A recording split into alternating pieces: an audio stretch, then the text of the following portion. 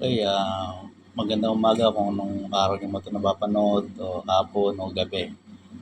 Napapanood ko sa balita 'no, saka sa mga memes na ginagawa ng iba diyan na si dating spokesperson Harry Roque ay sangkot daw sa pogo dahil meron daw nakita o nadiskubre na dokumento na nilagda niya o pirma niya. Pero para sa akin, kung sa legal perspective, kung sa ebidensya pagbabasihan, eh, hindi pa sapat 'yun, dapat makakala pa ang PAOK-TF tungkol diyan. Kasi naging ayon din sa kanila mismo sa kanilang pagsisiyasat o pag-iimbestiga, si dating senador, dating spokesperson ng Administrasyong Duterte, naging abogado ng ilang juridical entity do'n. So walang masama do'n kasi ang abogado, siyempre may confidentiality 'yan na pinanghahawakan sa kanyang mga kliyente. Hindi naman nangangahulugan na sakot niya siya sa krimen. Siyempre ang trabaho ng abogado ay depensa sa kanyang kliyente, ano man 'yan.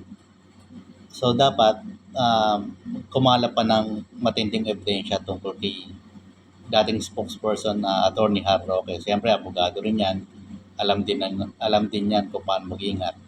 Pero si dating spokesperson Har Roque kaya madaming nagagalit, ang dami niyang, napapanood din naman natin sa social media, sa balita, sa mainstream media na meron siyang mga pahayag na hindi talaga magugustuhan ng karamihang Pilipino tungkol sa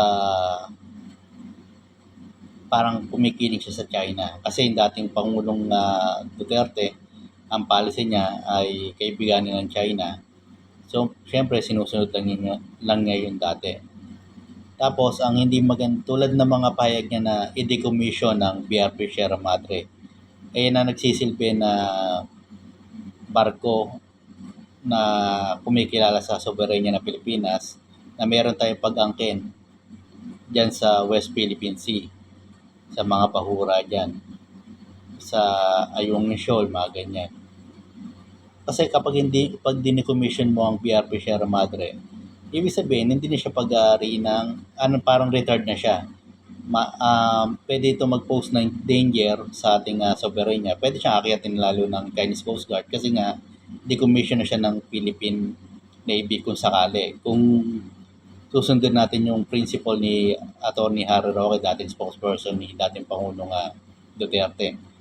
So, eto yung mga findings ng PAOK-TF, kulang pa. Tama sila, magaling, alam naman ng legal team nila yan.